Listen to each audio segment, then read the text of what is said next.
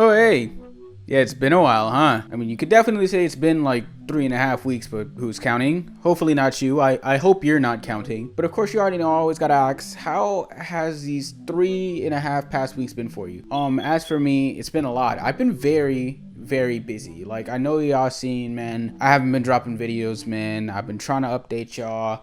A lot of life has been happening. I've been very busy. I'm a very busy man, and I'm hoping that next Wednesday, April 16th, you are not busy. If you are in the Durham and Raleigh area of North Carolina, I will be performing. Come catch me live. Give me a firm handshake. Give me a kiss on the cheek. If you give me a kiss on the cheek, I'm gonna box you in the face. But I might kiss you back. But aside from all of that, we gotta talk about today's video. And today's video is gonna be a bit more serious, all right? I wanna be able to talk about artist, controversy, coping, and learning to move on from them. But I bring this up as a video idea because, you know, if you guys have been on social media this past couple of months, and if not, I don't know, you don't even need to be on social media at this point, I feel like, to just see what the hell Kanye's been doing. But basically, this guy has been on his full-fledged schizo-Nazi tip. At this point, the guy's so far off the deep end, I still don't see how people are even defending him unless you're just one of those fucking crazy ass people yourself. And he also came through and dropped his latest project, Bully, and I'm gonna be honest, I did not care to listen to that album, not one bit. I mean, personally, I'm so removed from Kanye as an artist nowadays, I can't think of not one thing that actually makes me want to tune into him. At one point, years ago, I thought that we'd be able to get back that grade A prime Kanye, he's dropping bangers after bangers, but then it kind of hit me that feeling, those thoughts, that was 9 years ago. And I mean, since then, he's only spiraled more and more into the man that we know him as now. And as much as we want to just cross our fingers and just click our heels 3 times hoping that we'll just get old Kanye back, let's keep it a buck, man. He's gone. He's so far gone at this point.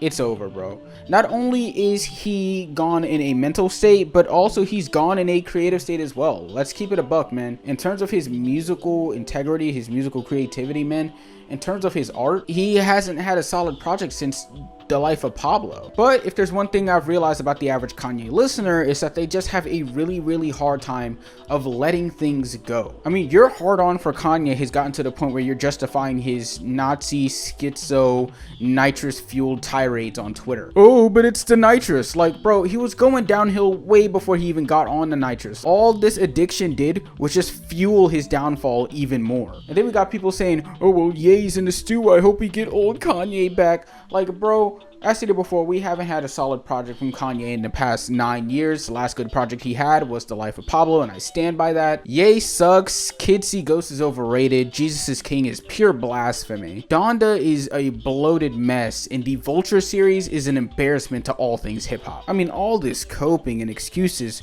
for a man who's just so far gone really just goes to show how far the human psyche will go to twist itself if it all just means that they can live in delusion for one more day. And I mean, of course, I'm not a psychologist. Hell, I'm making this video in my own personal psych ward, but what I can say is that at least I know how to move on because I had to learn and grow to not get attached to these freaks. See, the thing is about separating the art from the artist is that it can become a bit tricky because their art is so appealing to you that you tend to overlook the bad things that they've done and the negative reputation that they've gained. And then you have cases in which their art can be so good or iconic that it can be essentially attached to their overall image. Prime example, I mean, look at Playboi Carti fans. I mean, this dude has managed to make multiple hits alongside some of the most iconic songs of the past decade in terms of hip hop.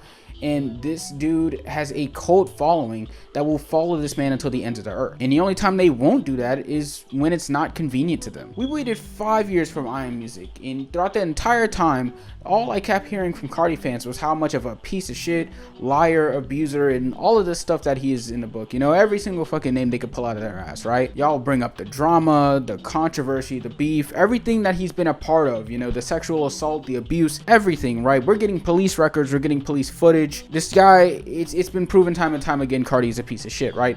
But then when he finally drops the album, it feels like there was just an ultimate switch up.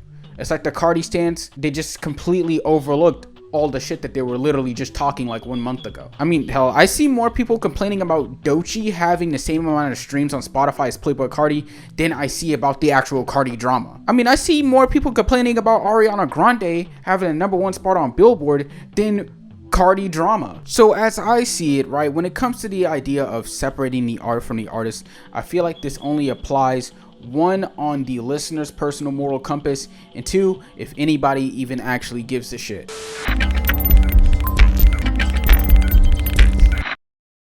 R. Kelly does all that freak nasty predator stuff and the aunties still want to listen to him. We got Chris Brown doing all the shit that Chris Brown does, and then you know what Joey Badass says? Well, everybody makes mistakes. But I bring this all back to the main topic at hand, because if there's one thing I've said, or at least said along the lines of, if you watch any of my videos, is the fact that they're all just entertainers. They're not meant to be my hero or my idol or anything more than just the gestures that sing and dance on TV for me. In a sense, they're all just methods of distraction from our reality of life. Now, do I say this to overlook or ignore their problems? No, of course not. It's the fact that these are serious problems that happen both in and outside of the entertainment industry way too often. And the only line of judgment we have for people who are in the entertainment industry in comparison to people who aren't is what they contribute to us personally. The amount of streams they get, the amount of first week sales they get, the amount of awards they get, you know, and so on and so forth. It's as if we as humans have become so desensitized and gaslit to these issues that it feels like it doesn't even become a problem to most of us anymore. But then the question becomes, how are we as listeners and followers, as the stands, you know, how are we able to properly move on? And I think for me personally, it was just, one, not being chronically online anymore, and then two, just learning to be able to separate that sort of shit that happens on TV with all these artists and stuff like that, with their singing and dancing and shit in their first week sales, from the actual reality of these situations that surround me in my everyday life. And that also includes just not buying into reactionary headlines and just learning to stand on my own values as if this person is not a celebrity. Because it's like, if you separate the artists and their issues, right, you apply these issues to somebody who is not a celebrity, you wouldn't condone it, right? So it's like, why do we treat it any differently when it is a celebrity? These people don't speak for me, and I don't speak for them, if I'm being honest. I mean, they don't determine my life choices, they don't determine my future, they don't determine my political stance, my thought process. They're just entertainers. So in a sense, the only way I'd really want to be able to see them as is regular people I can still be able to judge at the end of the day. So whenever I see people still trying to like defend Kanye and shit like that, and still trying their hardest to try and create this sort of weird ass reach around to why they still just like want to stan him, it's like, why are you doing this to yourself? You just look more and more like a fool. You wouldn't like a Nazi any other time of the day, I would hope, right? Unless you're just one of them. But all of a sudden this dude makes graduation and you overlook that. That doesn't make sense. So the people who want to start saying that Kanye is dead, why are you choosing now of all times? Why didn't you choose 9 years ago when he had that hat talking about slavery was a choice and shit? To the people who are conflicted about Kendrick's collaboration with Kodak Black and Playboi Carti, why? Why even waste the mental space of even being that conflicted? You really thought that just because he made To Pimp a Butterfly, he's a man of the people? I mean, let's be real here. The most important thing to these people within this industry is the bottom line, which is money. And then still, it's like, we don't know this guy, so it's like, we don't even know what values Kendrick truly stands on. I mean, and once again, let me reiterate, right?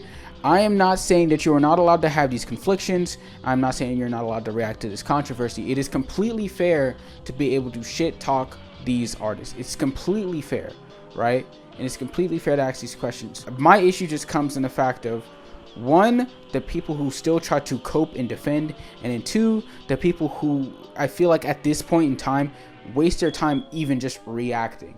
We should not be surprised that these people in an industry that is layered in problems for eons are problematic people. If somebody makes a song, does not make them a good person to me. That's just a motherfucker who makes a song. I don't care if he made Graduation. I don't even listen to Graduation like that, you know? I don't care about I Am Music. That shit was mid anyways. As far as I see it, Carti's still a piece of shit in my book. And not only is he a piece of shit, but with the album being mid as hell after a 5-year wait, it doesn't really make him look any better either way it goes. So for the people who are trying to defend him on a musical stance, you're just defending shit with shit. So congrats, I guess. I hope you feel vindicated. But that's all I really have to say on this video. I don't know, man. I just want to be able to get something out there that has just been sitting on my mind, and also just be able to finally like put a video out, because it's like, it's been a while, dude, and I've been busy.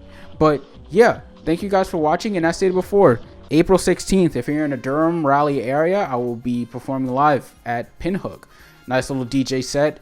Be doing something nasty, a bit of hard groove, a bit of UK garage, man. Getting in my bag a little bit, as the kids would say.